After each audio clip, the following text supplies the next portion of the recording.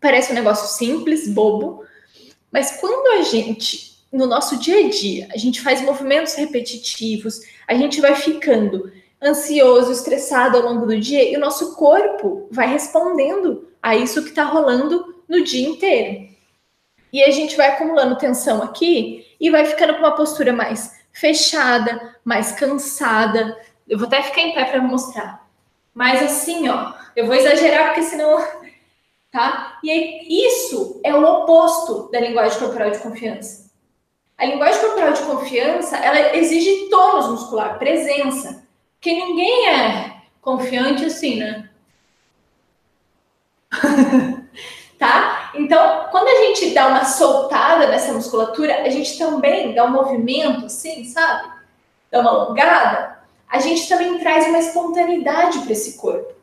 Porque lembra que eu falei que o corpo molda a mente?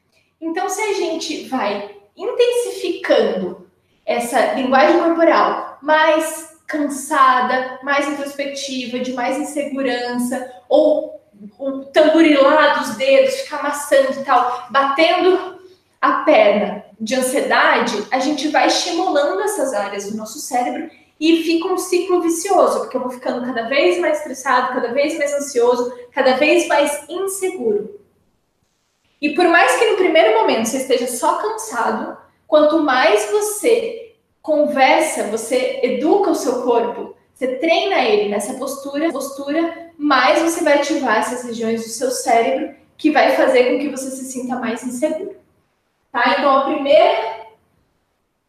primeira ferramenta que eu dou aqui para vocês é esticar o corpo.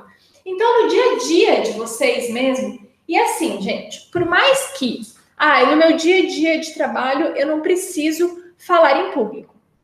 Eu me sinto, eu não preciso dessa confiança e tal, é só lá nas situações que, eu vou ter que apresentar um projeto, eu vou ter uma audiência, eu vou ter uma aula, enfim. Mas o nosso cérebro, a nossa comunicação, ela exprime aquilo que a gente está acostumado, aquilo que a gente treina ela todos os dias. Então, todos os treinos que eu vou dar aqui para vocês é realmente treino cerebral, como se fosse treino de academia. Não adianta fazer uma vez e acabou, ou só uma vez lá antes da situação lá estressante, de entrevista de emprego, pedir aumento, enfim, todas essas situações mais desafiadoras, tá? Senão seria a mesma coisa da gente pegar um time de futebol e eles só treinam num dia antes do jogo. Não é assim, a gente precisa de um treino todos os dias, tá? Então, isso de vez em quando vocês darem uma espreguiçada no corpo, primeiro que, quando a gente espreguiça, sabe, dá uma... só assim, a gente alonga o músculo e deixa ele mais relaxado. Ou seja, a linguagem corporal vai ficar mais espontânea.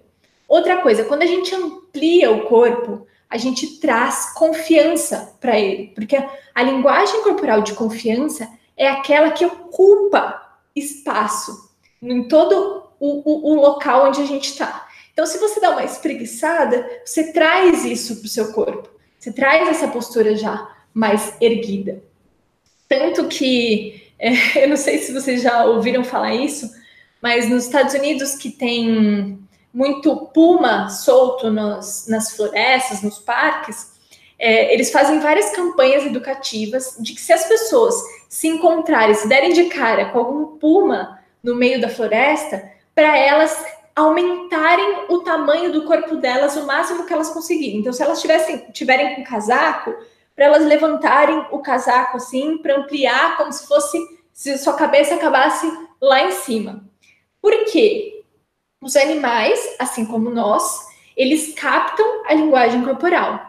E aí, quando eles veem uma linguagem corporal de confiança, ou seja, alguém grande, expansivo, ele não vai atacar, porque ele se sente, ele acha que ele não vai conseguir, ele vai perder essa batalha. Então, ele desiste e vai embora. Se, ao contrário disso, você virar as costas e começar a correr, ele lê a sua linguagem corporal de insegurança, de vulnerabilidade, e ele vai te atacar. E aqui, para nós, é a mesma coisa. Quanto mais a gente finge com o corpo, eu falo, a gente finge a confiança com o corpo, a gente finge a espontaneidade com o corpo, é isso que eu vou ativar lá no cérebro. Então, quanto mais eu fingir isso, mais eu vou sentir lá. Então, gente, espreguiça. O tempo que der, hora que der, que você lembrar no seu dia a dia, dá uma balançadinha, uma espreguiçada, solta um pouco o maxilar, que é outro lugar que a gente fica tenso no dia estressante, né? A gente não percebe o nosso corpo. Não é tão natural para nós. Só que se a gente percebesse, gente, vocês não precisavam nem estar aqui me seguindo, não precisava ser aluno do meu curso, não precisava fazer semana extraordinária, não precisava nada. Se a gente naturalmente treinasse o corpo desse jeito, que dá para fazer no nosso dia a dia, na nossa rotina, porque o nosso cérebro ele tem tecnologias suficientes para, de forma natural, a partir desses estímulos, ele responder a isso. Então, quanto mais vocês fizerem, mais resultado vocês vão ter de uma forma espontânea. E aí eu vou pular aqui para o exercício 4, depois eu volto falando os outros, porque pega o gancho aqui, que, por exemplo, um outro exercício é a gente abrir o peito. Então, como se fosse nessa posição aqui, a gente abre bem o peito, quase como se a gente fosse encostar os cotovelos lá atrás, e fecha. Então, abre bem o peito e fecha. Esse é um outro exercício que eu aprendi com uma aluna minha, e eu adoro isso, essa troca, porque ela aprendeu com uma professora dela lá da Universidade de Stanford, de um curso que ela fez sobre compaixão. E aí a professora falava sobre a linguagem corporal, como ela também ela espremia, ela ativava isso no cérebro, nos nossos comportamentos, e ensinou esse gesto para eles. E eu já utilizava um gesto parecido com esse no meu curso online, que eu faço vários gestos, né? Eu ensino vários gestos para treinar o corpo das pessoas, né? Dos meus alunos. E aí eu incorporei esse gesto que a minha aluna me ensinou. E eu achei isso incrível, porque é uma troca incrível, né? Quando você parte de não ser mais só o professor, o mestre, o que sabe tudo, mas que você incorpora outras coisas. Assim como eu também peguei a pesquisa da Amy Cuddy e juntei com os conhecimentos e experiências que eu tinha das artes marciais e do yoga, porque tem muita afinidade nisso tudo. A neurociência, ela explica o porquê, como é que funciona no cérebro, e essas outras práticas corporais nos ajudam a pegar ferramentas para usar essas coisas que a neurociência descobriu. Enfim, depois desse parêntese todo, esse gesto de abrir o peito, ele faz duas coisas em nós.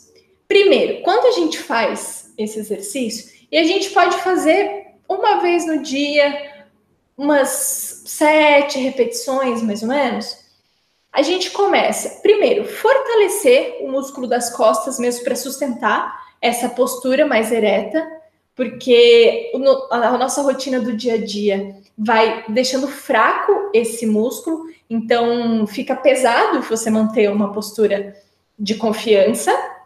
Então isso vai ajudando a fortalecer as costas e ele vai mandando uma mensagem para o nosso cérebro de que nós estamos abertos, de peitos abertos, de peitos é ótimo, de peito aberto. E aqui, essa região do corpo, na linguagem corporal, é o que a gente faz a leitura dos sentimentos, das emoções das pessoas. E aí, quando a gente faz isso, as pessoas leem que a gente está mais disponível, mas que a gente não está vulnerável. A gente está disponível, aberto a se conectar, a se comunicar de uma forma empática. Isso aqui quer dizer empatia, quando eu abro o meu peito, mas ao mesmo tempo eu não estou vulnerável porque eu tenho as minhas costas que me sustentam.